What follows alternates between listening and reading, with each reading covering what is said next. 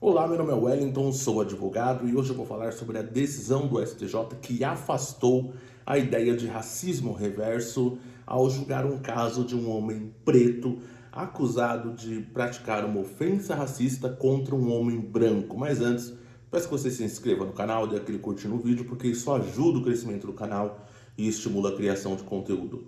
O caso foi o seguinte: um homem negro havia prestado um serviço para um homem branco e foi cobrar para receber o pagamento devido por aquele serviço prestado.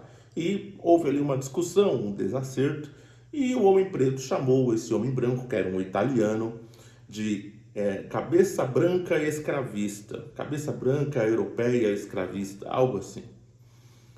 Isso foi levado ao Ministério Público, que ofereceu uma denúncia por injúria racial, artigo 140, parágrafo 2º do Código Penal, contra esse homem preto.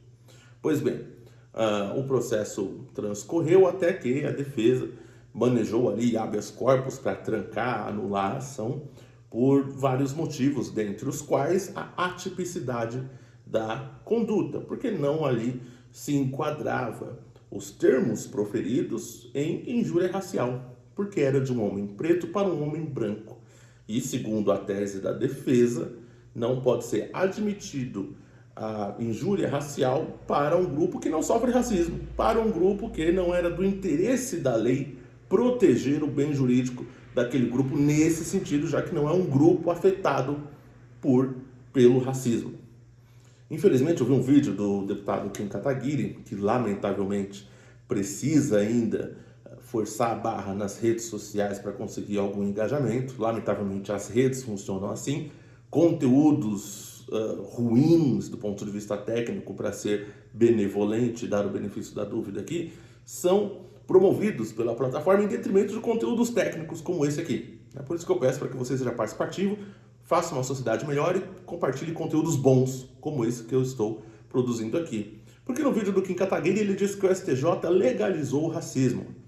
Trata-se evidentemente de uma tremenda burrice por parte do deputado Kim Kataguiri, que aparentemente fugiu ali das aulas de direito.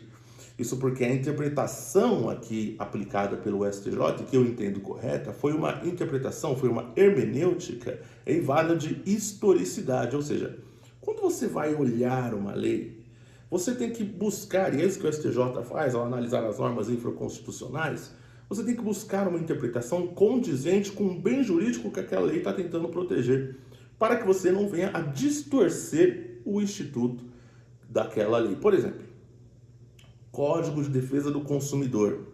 Não é Código de Defesa da empresa, é Código de Defesa do Consumidor. Então, até ali, você deve interpretar o Código de Defesa considerando que o consumidor é a parte vulnerável, o hipossuficiente, que o consumidor é leigo, que um contrato de adesão é imposto, portanto, tá tudo bem, assinou um contrato de adesão, mas se ele não assina, ele não tem o produto, se ele não assina, ele não tem internet, não tem o plano de saúde. Então ele tem que assinar, senão ele não tem o que ele precisa.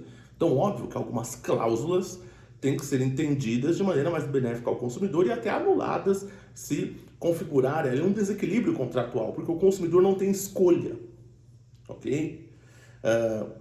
Estatuto da criança e do adolescente. Não é o estatuto do abusador, é o estatuto da criança e do adolescente. O que tem que ser promovido? A interpretação ali da criança e do adolescente como um grupo vulnerável a ser protegido. Já imaginou interpretar o ECA contra a criança, contra o adolescente? Então, o ordenamento jurídico brasileiro tem várias leis nesse sentido que você tem que interpretar de maneira a buscar fortalecer aquele direito, fortalecer aquele grupo. Dizer, inclusive, que é um privilégio das pessoas pretas terem o Estatuto da Igualdade Racial é uma tremenda tolice. Nós temos o Estatuto do Idoso, nós temos a Lei Maria da Penha. Então, é uma falta de conhecimento das coisas que é gritante, tá? Então, qual foi a interpretação do STJ? Olha, no artigo 4º, inciso 8º, a Constituição faz ali um repúdio ao terrorismo e ao racismo, ok? Nós temos o Estatuto da Igualdade Racial e nós temos aqui o artigo 140, parágrafo 2º do Código Penal, que prevê ali criminalizar a conduta de injúria racial. Qual foi o processo histórico que marcou as relações entre raça no Brasil. Foi a escravidão. Escravidão de quem para quem? Escravidão de pessoas de pele preta. Aí eu fico vendo esses caras, não, mas teve a escravidão no Egito, então tem que proteger os árabes. Ah, as cotas são injustas, porque se for assim, os árabes também foram escravizados. Também acho que esse pessoal, além de ter faltado as aulas de direito, faltaram as aulas de geografia. Os árabes foram escravizados no Brasil? Então, quando o STJ vai fazer essa interpretação, ele diz, olha, o processo histórico que marcou as relações entre raças no Brasil prejudicou o grupo de pele preta. Então, esse é o bem jurídico tutelado aqui. É isso que a lei vai resguardar. É isso que a lei vai proteger. É para criminalizar quem ataca esse grupo aqui. Não dá para inverter isso. Essa é a interpretação, essa é a hermenêutica que foi aplicada. Acho que mais claro do que isso fica difícil. Acho que até alguém que segue o Kim Kataguiri é capaz de entender o que eu quis dizer aqui. Essa foi a interpretação do Superior Tribunal de Justiça e não tem nada a ver com legalizar o racismo.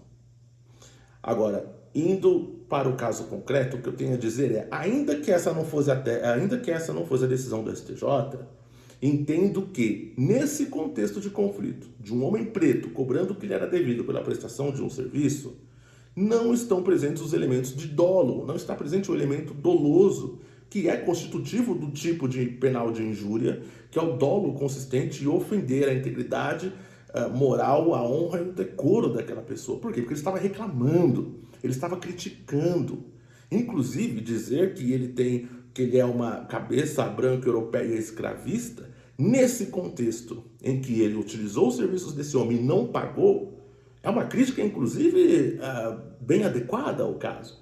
Então tem o ânimos criticandi, não o ânimos injuriandi. É a vontade de criticar, a vontade de contestar, e não a vontade de ofender a honra e, enfim, injuriar a pessoa. Então, ainda que o STJ não tivesse decidido pela inaplicabilidade da injúria racial à pessoa branca, se analisasse bem o caso, era caso mesmo de atipicidade da conduta por falta do elemento constitutivo do tipo penal, que é o dolo, ok? Então, entendeu, acho que adotou uma tese mais polêmica, vamos dizer assim, não errada, entendo que não está errada, mas se não fosse por isso, poderia ter ido por outro caminho e dizer que, olha, não é caso mesmo de acusar esse homem, condenar esse homem por injúria racial, porque não houve sequer injúria simples nesse caso, tá ok? Dúvidas, críticas, ameaças, comentários, contato comigo na descrição. Esse é o vídeo de hoje. Fique com Deus. Até a próxima.